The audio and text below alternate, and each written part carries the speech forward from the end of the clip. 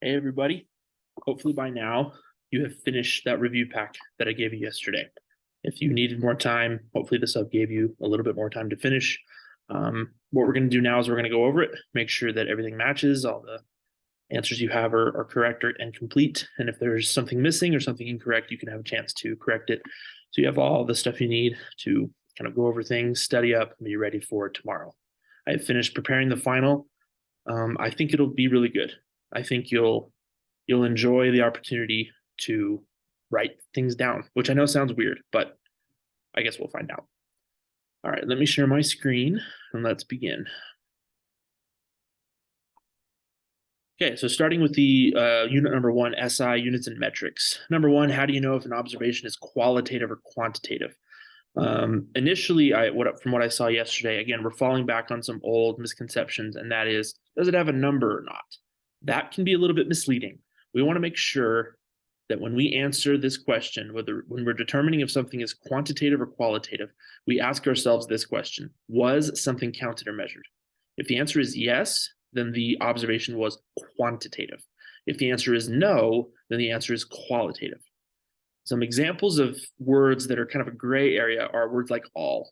Sometimes all can be a qualitative measurement, or I should say a qualitative observation. Nothing was really counted or measured.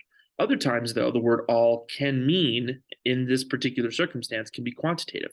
The example from the study guide was, osprey are found on all continents except Antarctica. When you think about where did that word all come from, it came from somebody going to all the continents, finding osprey on, if you do the count, 6 of them. So that all actually does mean something was counted. So don't look for a number and automatically make an assumption. Ask yourself the question, was it counted or measured? Yes is quantitative, no is qualitative. Number 2 is fill in the metric staircase and include the numbers and prefixes. So if we start here in the center, the middle step, that's our base step, no prefix there. The number is 1, or 10 to the 0 power. As you go up the staircase, the exponent by the 10 increases by 1. So this is 10 to the first, 10 to the second, 10 to the third. This step here, 10 to the first, the prefix is going to be deca, D-E-K-A. The prefix here is going to be hecto, H-E-C-T-O, and the prefix here will be kilo, K-I-L-O. The number here is 10 to the first, that's 10, 10 to the second, 100, 10 to the third, 1,000. Going down from the base step is going to be 10 to the negative 1, prefix is deci, D-E-C-I. The next one down is 10 to the minus 2, that's 0.01. The prefix is centi, C-E-N-T-I. And then this last step here, the number is 10 to the minus 3, or 0.001. The prefix is milli, M-I-L-L-I. Remember, this is not a finite staircase. The staircase extends infinitely in both directions. These are just the ones we most commonly use. Some other examples of bigger prefixes bigger than kilo, are mega. Mega means 10 to the 6 or million. There's giga. Giga means 10 to the 9 or billion. And there's tera, and tera means 10 to the 12 or trillion. If we go the other direction, some prefixes that are smaller than milli, there's 10 to the minus 6, and the prefix for that is micro. There's 10 to the minus 9, the prefix for that is nano. There's 10 to the minus 12, the prefix for that is pico. So just some more examples. Number 3. Number 3 is some simple conversions, 3,000 grams to kilograms. For each of these, remember the steps are to find where you're starting on the staircase, then move to your destination, counting the steps as you go. And then the last step is to move the decimal place the same number of places and in the same direction that you moved on the staircase. So to go from grams, which is base, there's no prefix here. To go from base to kilo would be 3 to the left. So you'd move this decimal 3 to the left. Here is base to centi, that's 2 to the right. And here is milli to hecto, that's 1, 2, 3, 4, 5 to the left. Number 4, where do you find all quantities, their symbols, SI units, and useful equations? That would be the reference page, or page 0 of your study guide, same thing. One thing to note on number 4, this is something I want to make sure you're okay with. Remember, the symbol for a quantity is not the same as the SI unit. So if we're talking about mass, the symbol for mass is just M. That's not the unit for mass. The unit for mass is grams. So make sure you keep those straight in your minds. Number 5, scientific notation is a useful tool for expressing numbers that are, remember, it's useful to use scientific notation if the number you're dealing with is either very, very large or very, very small. because typically those numbers have a whole lot of zeros that aren't actually measured values, and so we don't have to record them. You can record very, very large numbers as multiples of a power of 10, and that number, that exponent will be positive. If it's a very, very small number, then you can express it as a number multiplied by a power of 10 that is negative. There's a couple examples down here, so I'll show you in a second. Number 6, scientific notation expresses numbers as a power of 10. Number 7 is write these in scientific notation. Remember, we want to first move the decimal so that the number we're dealing with is somewhere between 1 and 10. So in this case, I would move the decimal so that it's between the 1 and the 4. So my new number portion of this is 1.48. This would be 1.29. This would be 3. This would be 6.67. What we do is we write that new number. Then what we do is we move the decimal, we count the number of times that we moved that decimal point. So in this case, I moved the decimal 1, 2, 3, 4 times to the right. And so at that point, I'm going to write my new number as 1.48 times 10 to the power of, and so the question becomes, is it 4 or is it negative 4? Well, you can remember it either as moving it to the right results in a negative exponent, moving it to the left results in a positive, or, and this is my personal preference, I look at this number and I can tell it's very small. And I know that small numbers need negative exponents. So I'm going to write this as 1.48 times 10 to the minus 4. And that's kind of the last step, is omitting all of these leading zeros. These leading zeros are not actually measured values, so we can omit them. That's what makes this useful. In this next number, I'll move the decimal, which it's not shown, but it's implied that it's right here. I'll move it 1, 2, 3, 4, 5 times. So this becomes 1.29 times 10 to the, is it 5 or negative 5? My preference, this is a big number, much bigger than 10, much bigger than 1. So I'm going to represent it as 1.29 times 10 to the 5. This number, 300, looks like 300 million, move the decimal over, so this becomes 3. I moved it over 8 times. It's a big number, so 3 times 10 to the 8. Just like I did over here, I'm going to omit all of these zeros because they are not measured values. And then the last one, I'll move the decimal all the way over here, so my number becomes 6.67. If I do a quick count, 1, 2, 3, 4, 5, 6, 7, 8, 9, 10, 11. So this is 6.67 times 10 to the minus 11. Number 8, list the tools and the SI unit. Mass. So mass is measured using a balance scale. Make sure you have balance written. Spring scales are what's used to measure force, and this is mass. So balance scale, and the unit would be gram or kilogram. Remember, this is a weird area. Gram is the base unit, but the SI unit, meaning the unit that is usually used in equations, is actually kilogram. Historically, I think it's just because a gram is so small, we don't usually measure things that small, but gram or kilogram is fine for this one. Time, we're going to use a stopwatch or a timer. Clock is not as good. I think stopwatch or timer is best. And the unit would be seconds. Distance, we're going to measure using a ruler, a meter stick, or a measuring tape. The unit is going to be meter. And lastly, volume, we're going to use a graduated cylinder. Graduated, like you graduated high school. Graduated literally means it has tick marks on the side. And the unit is going to be liter. Last one here, number 9. Why don't we use repeating decimals or irrational numbers as measurements in science? Irrational number, so an example of that would be like pi or the square root of 2. The reason we do not use these numbers as measurements, I'm not saying these numbers don't have use, they're not useful, they are, but they can't be used as measurements. And the reason is, remember that to measure something, to have a useful tool to measure something, you have to have divisions or increments of 10. The meter sticks in our class are divided into thousandths. If I had an even more accurate ruler, they would be divided into 10 thousandths, and so on and so forth. And so if I were to measure an infinite number of decimal places, then I would have a measuring device that is infinitely divided. It is divided into 10 infinitely many times. And that simply doesn't exist. That's not real.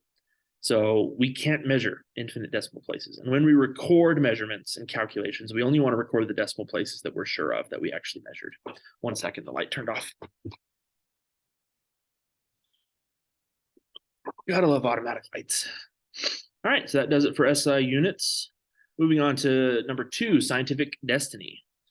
I put up here the little acronym to help you remember. Number 1, in science, the manipulated variable, which is graphed on the x-axis, is called the I, and the acronym tells me it is independent. This is the independent variable. Number two, the responding variable graphed on the y-axis is called the D tells me that it is dependent. This is the dependent variable. Number three, sketch the following. So for positive direct, again, we really only want to graph the upper right quadrant. You don't need a 4x or a 2x2 grid, just the upper right quadrant. So, and a y-axis here, an x-axis here.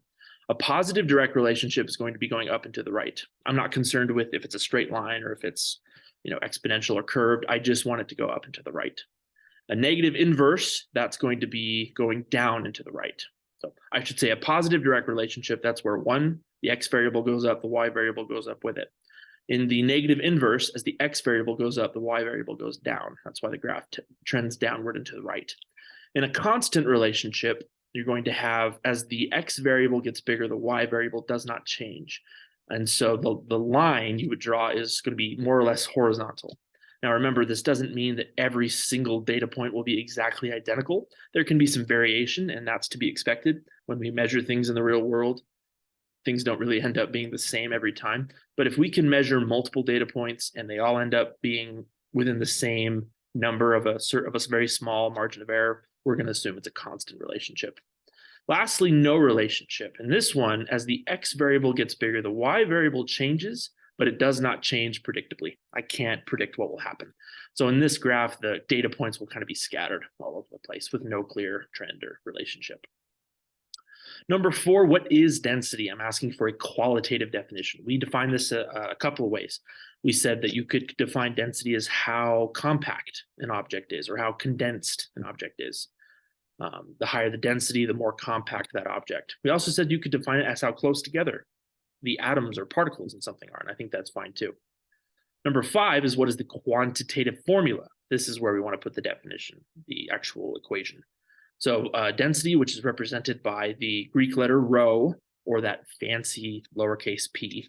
We want to say rho is equal to, and that's going to be mass divided by volume. Moving on then, using that formula a few times. Number six, what is the density of a 15.0 gram sample of ice with a volume of 16.3 milliliters? So this one's easy. We plug it in, mass divided by volume, 15 divided by 16.3.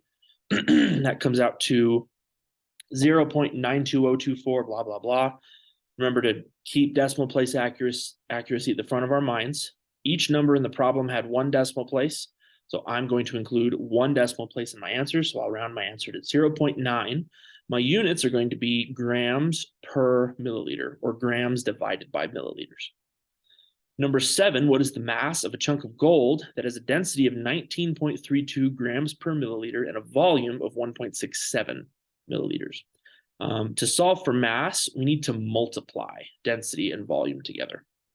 So 19.32 multiplied by 1.67 gives me 32.2644.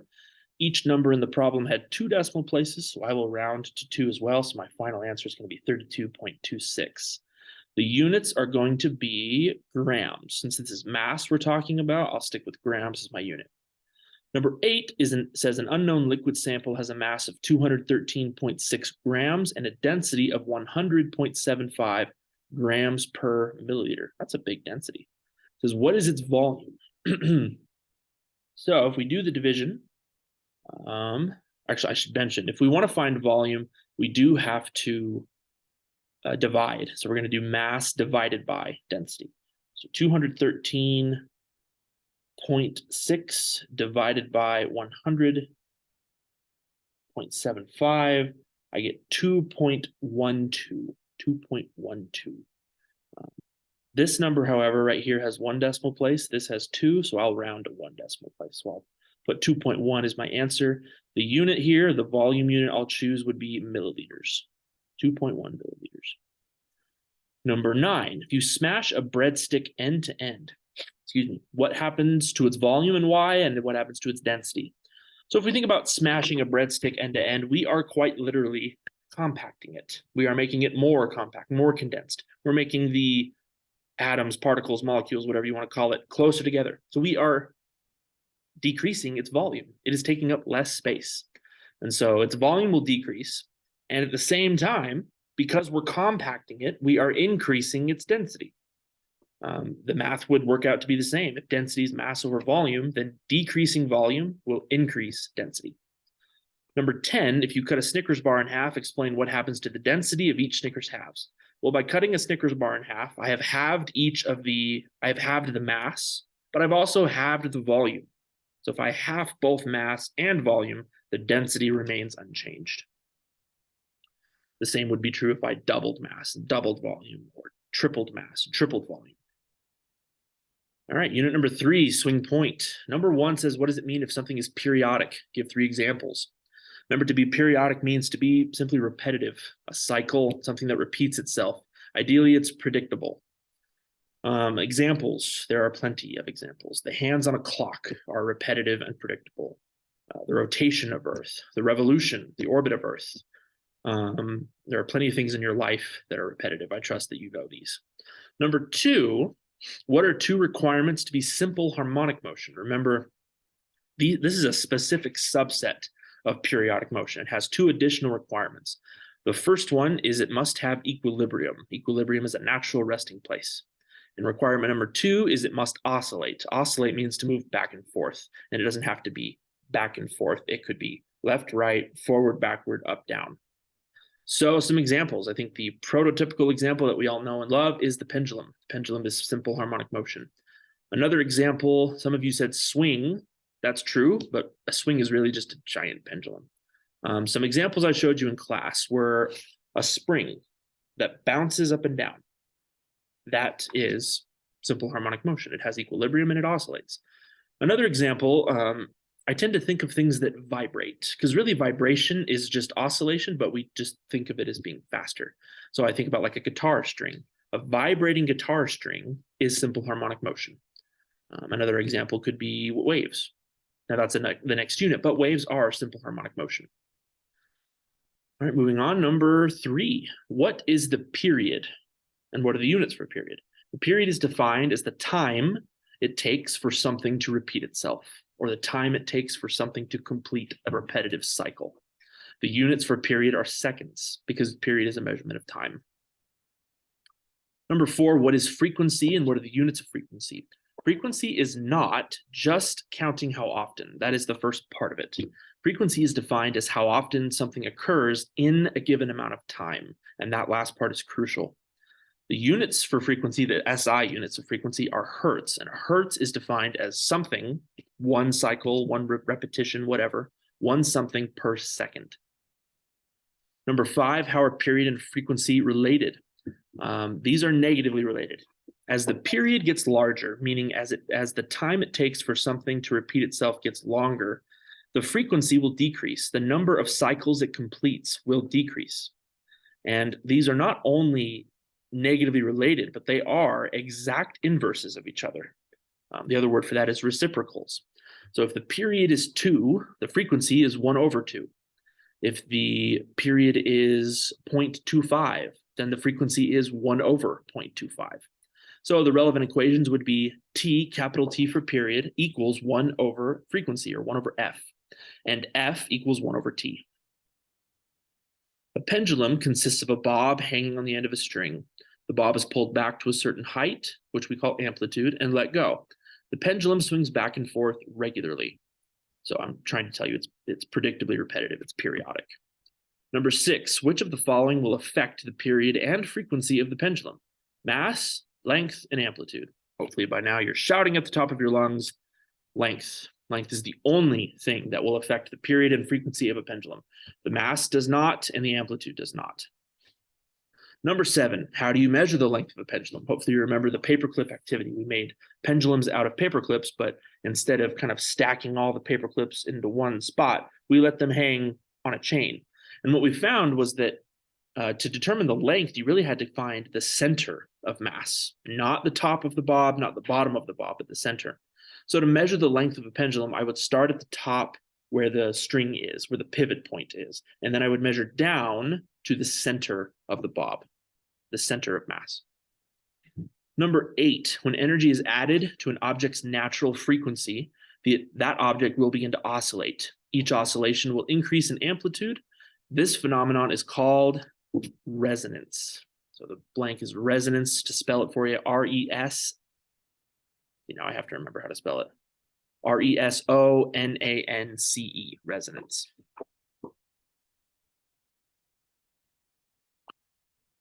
Number 9 says to list one example of this. So there's plenty that we looked at in class. The central one we focused on was breaking a wine glass with your voice. Another one would include pushing somebody on a swing. Maybe you talked about singing in the shower, or your dashboard vibrating when your car plays those low bass notes. Maybe you talked about the London Millennium Bridge, people walking on it in step, causing it to swing. Those are all examples of resonance. Unit 4, here we go. The first one is, what is a wave? The definition of a wave. We got to include a few things. The first part is, a wave is a disturbance in a medium.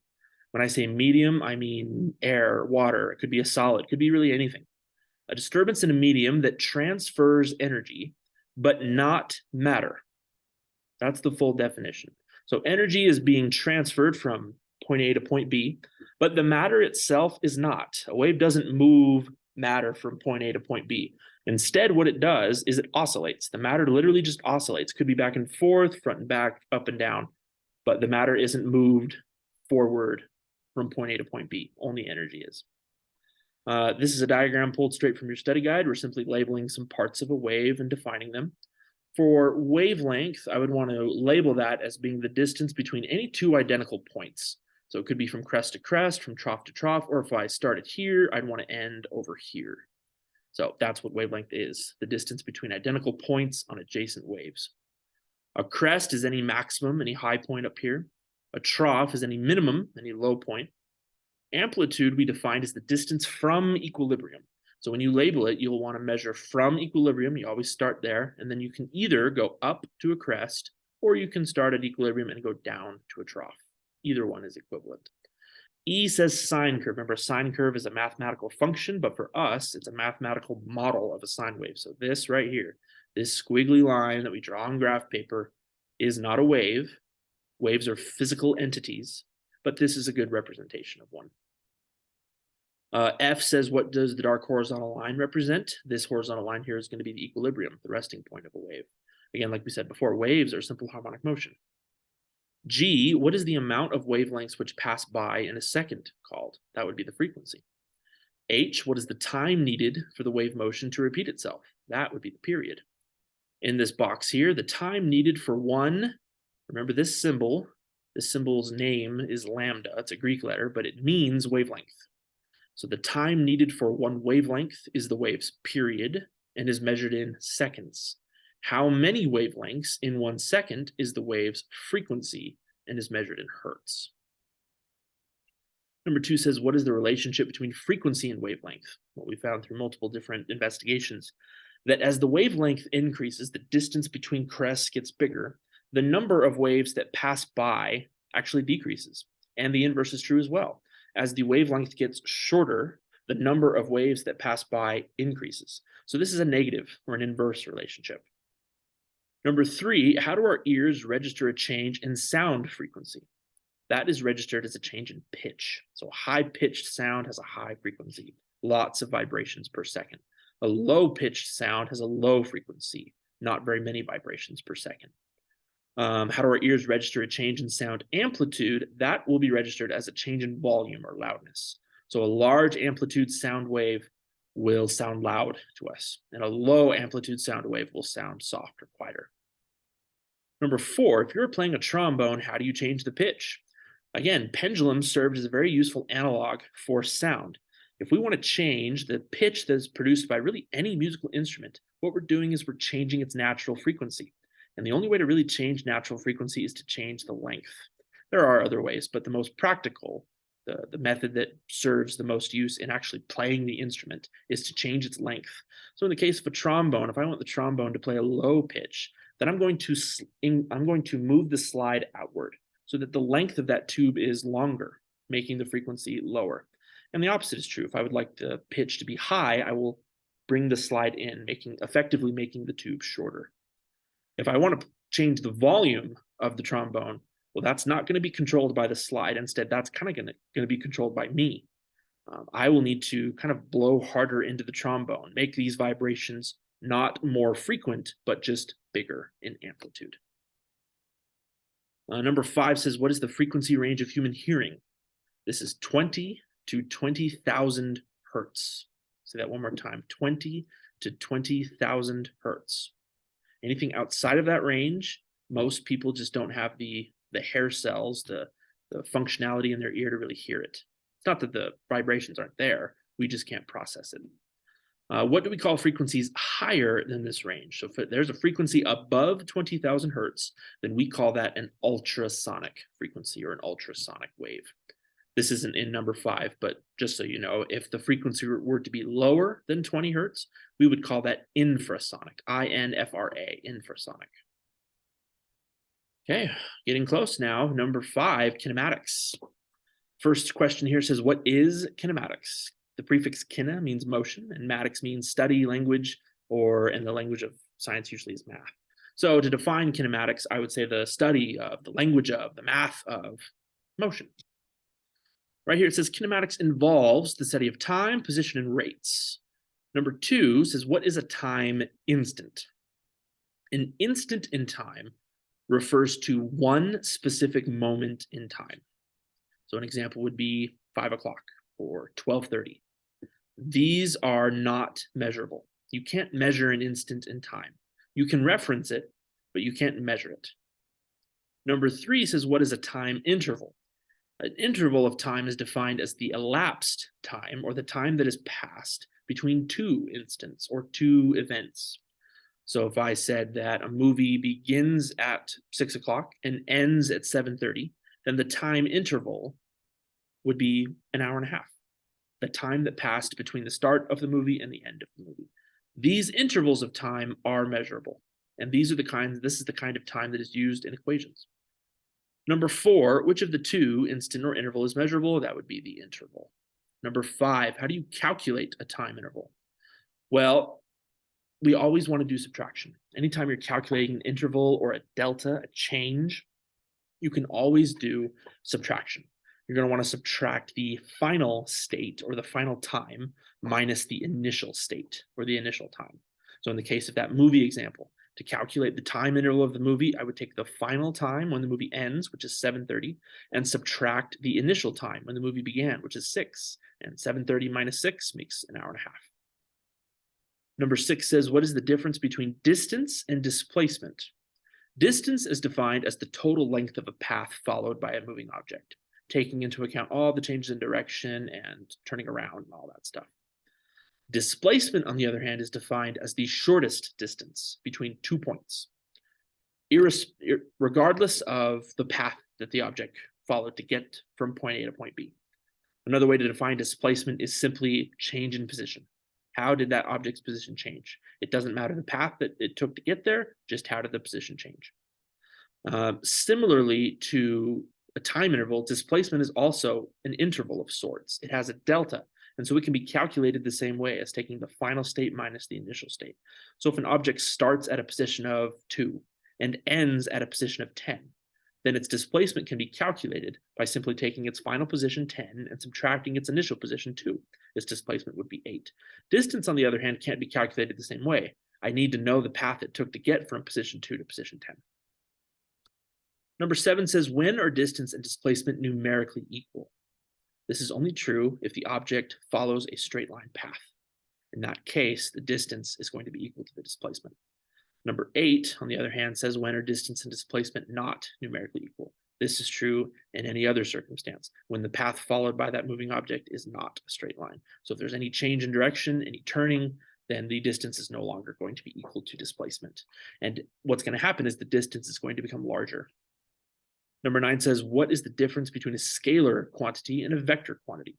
A scalar quantity is any quantity that, these are both measured quantities, but a scalar is any quantity that has only magnitude, meaning it only has a number and a unit. It doesn't have a direction associated with it. So some common examples of scalar quantities would be time, or distance, or mass, or volume, or density.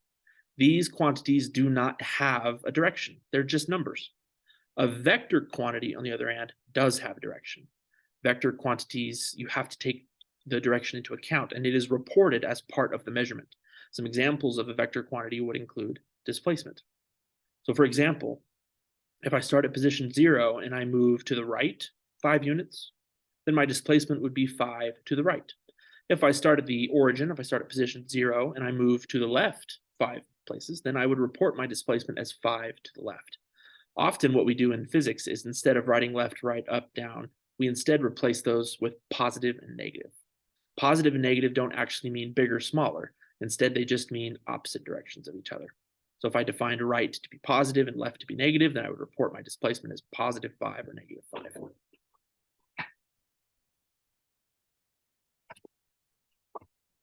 Number 10, what is the equation for speed? Speed is calculated by dividing distance divided by time, and time being a time interval. 11, what is the equation for velocity? Velocity is calculated by dividing displacement by time. Number 12, which of the two is a vector, distance or displacement? Like we just talked about, displacement is the vector in this case. And so when we come over to speed and velocity, since speed is calculated using distance, it is not a vector. It is a scalar. Velocity is calculated using displacement, and because displacement is a vector, velocity is also a vector. Number 13, when are speed and velocity numerically equal? Well, the two equations only differ because they use displacement or distance. They both use time. So if the distance and displacement are equal, then the speed and velocity will also be equal. And like we said up here in number 7, if the distance and displacement, if the path followed by a moving object is a straight line, then distance and displacement will be numerically equal. So in summary, if the distance followed by an object is, I'm saying that wrong. If the path followed by a moving object is a straight line, then the distance and displacement will be the same, and the velocity and speed will also be the same. Number 14, when are speed and velocity not numerically equal? Well, that's going to be when distance and displacement are not equal, and that's when the path followed by a moving object is not a straight line. Number 15, you run the 100.0 meter race, a straight line down the track. It takes you 13.5 seconds. What is the distance you ran? Well, that's going to be 100.0 meters. What is the displacement of your race? Well, because this was a straight line path, I know the distance and displacement are going to be the same. So that's also going to be 100.0 meters. What was your average speed? So to do that, I will divide distance 100 by time 13.5. I'm going to have one decimal place in my answer, so I will round it to 7.4. The units for this are going to be the distance unit divided by the time unit. So that's 7.4 meters per second. When I calculate average velocity, I will do displacement divided by time. The displacement was also 100 divided by 13.5, and I get the same number. Like we just said, it's a straight line path, so it ought to be the same. So again, 7.4 meters per second. If we're going to report a direction for this average velocity, which we should, then it's probably easiest to just define running in that forward direction down the track as positive. So I'd report this velocity as positive 7.4 meters per second because I never went backward. Number 16 is you run the 1600 meter race. That's 4 laps around the track. It takes you 291.6 seconds. Well, what is the distance you ran? Well, that's going to be 1600.0 meters. That was the total length of the path. The displacement, on the other hand, we have to remember that displacement is a change in position. The shortest distance between where you started and where you ended. If you ran 4 laps around a track, then you ended in the same place you started. The distance between your initial and final position is 0. You didn't actually change your position over that time interval. So the displacement for this race is 0. Your average speed, distance 1600 divided by time 291.6 equals 5. I'll round that to 5.5. So that would be my average speed, 5.5 meters per second. Average velocity, on the other hand, is displacement divided by time. So that's 0 divided by 291.6, which equals 0 meters per second. Now we have to remember 0 meters per second as the average velocity does not mean that I never moved. I ran the race, or this person ran the race. It just means the average of that entire race was 0, which makes sense because if you consider direction, there were times when you were running in the forward direction, then you changed that direction and started running in the opposite direction. So the average does end up being 0. But remember, average does not mean constant. Number 17, how do you calculate the velocity of a wave? Remember, waves move, or at least waves transfer energy, just like other things do. It takes time for that process to happen. A wave doesn't transfer energy instantaneously. That velocity can be calculated, and it can be calculated in a very similar way that we calculate speed and velocity of regular objects. We can take a distance and divide it by a time, and that ends up being the wavelength divided by the period. But another way to say that is wavelength multiplied by frequency. So hopefully you have both down, but if the more important of the two, the one you're more likely to use on a test is wavelength multiplied by frequency. We also said before in the kinematics unit that when I say velocity of a wave, could I also mean speed? And in this case, we said yes, because that distance between the distance between crests is going to be a straight line. All right, last unit. What is acceleration? Acceleration is defined as the rate of change in velocity. Number 2, what is the equation for acceleration? So we're just going to take that definition and express it. We're going to say A for acceleration equals change in velocity on top. We represent change by the symbol delta, velocity by the symbol v. On the bottom of that fraction or that ratio is going to be time, delta t. So to sum it up, A equals delta V over delta T. Number 3, true or false, acceleration is a vector quantity. That is true. Acceleration is a vector. The direction matters. Number 4, what are the units of acceleration? Because it's the rate of change in velocity, it's going to be meters per second, or meters per second squared. Number 5 says, what are the 3 ways to accelerate? Well, those 3 ways are to speed up, slow down, or change direction. Another way to phrase that is to speed up, we can call that positive acceleration. To slow down, we can call that negative acceleration. And to change direction, we can call that directional acceleration. Remember, the direction part is often the one that's commonly left out. But because velocity is a vector and direction matters with velocity, if that direction is changed, then that counts as changing the direction. That counts as changing the velocity, and so therefore it counts acceleration. Number 6 says, identify the control in a car that allows you to accelerate in each of these 3 ways. To positively accelerate, to speed up, you'd want to press down on the gas pedal. To negatively accelerate or to slow down, you would want to press on the brake pedal. And to change your direction or directionally accelerate, you would want to turn the steering wheel. Number 7, a truck applies the brakes and goes from 30 meters per second, remember this M is meters, not miles, to a complete stop in 10 seconds. What is the acceleration of the truck? So my equation says to put change in velocity on top and divide it by time. A change, a delta, can always be calculated by taking the final state and subtracting the initial state. The final state, or the final velocity of this truck, is stopped, or 0. The initial is 30, so a change would be 0 minus 30. And then I'm going to divide that by 10. So negative 30 divided by 10 comes out to negative 3. Each number in the problem had 1 decimal place, so I'll put negative 3.0. The unit would be meters per second, or meters per second squared. Just to be sure we're okay with this, a negative acceleration is acceptable. And in fact, it needs to be applied in this situation.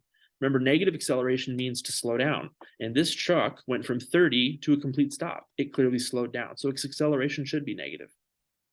Number 8 says, what is dynamics? Dynamics is the study of the cause of motion. Kinematics is simply the study of motion, but dynamics seeks to understand what causes it.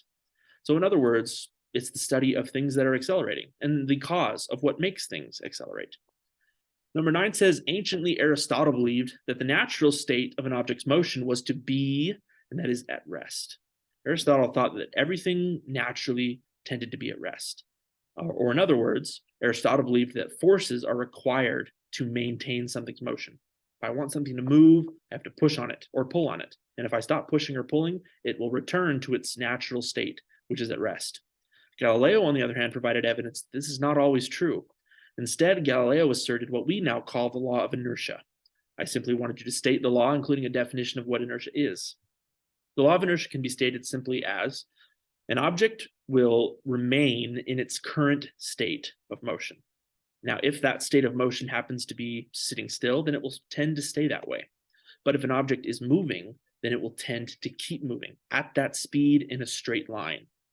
The last part of the law is where the caveat comes in. So to phrase it again, an object will continue in its current state of motion, whether at rest or in a straight line at a constant speed, unless that state of motion is changed by a force. Essentially, that's what forces are. Forces are anything that causes something to accelerate. Okay, number 11, if you want to measure inertia, what should you really measure? What we found was that things that have a lot of inertia being the reluctance to change motion, things that have a lot of inertia also have a lot of mass. And things that don't have a lot of inertia also don't have a lot of mass. So inertia really is just a measure of mass. Number 12, balanced forces. There's a few ways to define what balanced forces mean. You can talk about how you could have two opposing forces, forces that are equal in magnitude but opposite in direction. That can be from left, right, forward, back, or up and down. The other way that I phrase it, and I think this helps, is balanced forces really refers to when you have a situation where if you sum up all of the forces acting on an object, the sum of all those forces is 0. That's really what we mean when we say balanced forces.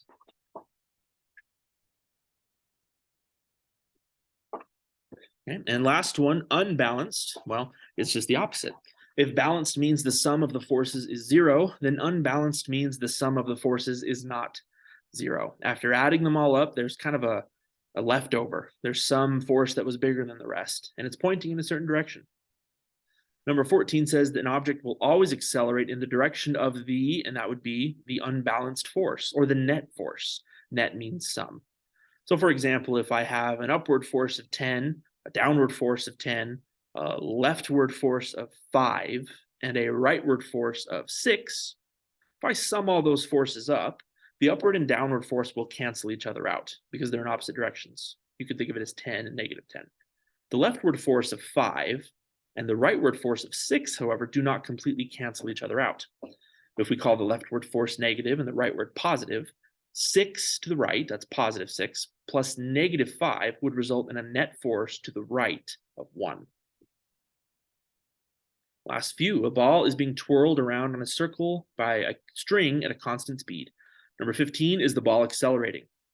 Well, we remember that if things are moving in a circle, they are constantly changing direction all the time. So yes, this thing is accelerating, and the type of acceleration would be directional. Number 16, if the ball is accelerating, what is the main force causing this acceleration? Well, if we think about it, remember, if it's accelerating, then something has to be forcing it to. There must be a force pushing or pulling on it.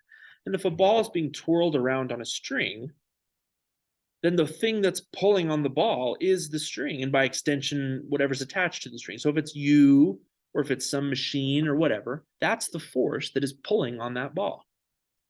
And if that string were to break, or whatever was pulling on it were to let go, the ball would no longer accelerate. It wouldn't be able to move in that circular path anymore. It would continue in whatever current direction it's moving at. Last one, number 17, is what is the direction of the ball's acceleration? Well, remember, number 14 says an object will always accelerate in the direction of the net force. If the force that is causing that ball to turn in a circle is the pulling motion on a string, well, if you picture that, that's inward toward the center of the circle. That's where I'm pulling on it. So if my force is directed inward toward the center of the circle, then that's also the direction of the ball's acceleration, inward toward the center of the circle.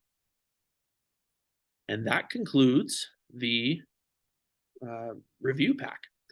I hope all this made sense. Please, I know I wasn't here today, but please feel free to email me if you have questions, if something is still not making sense. I will be there tomorrow. We're going to get started on that final right when you show up. I just finished creating it, so I think it'll be good. I think this will prove to be useful for me as I collect data, but I also think it's a good opportunity for you. So please try tomorrow, like I said in class yesterday. I'm not going to allow this final to negatively impact your grade. If the occasion arises that you earn some positive, if you demonstrate a better understanding, I will allow it to help your grade, to improve it, but I won't let it hurt. So I don't want you to worry or stress about anything tonight. Look over this pack one more time when you get home, just kind of refresh your memory, and then come to class with an open mind, ready to try your best. That's all I ask. That should do it. Thanks so much. Be good for the sub for the rest of the hour. Thank you.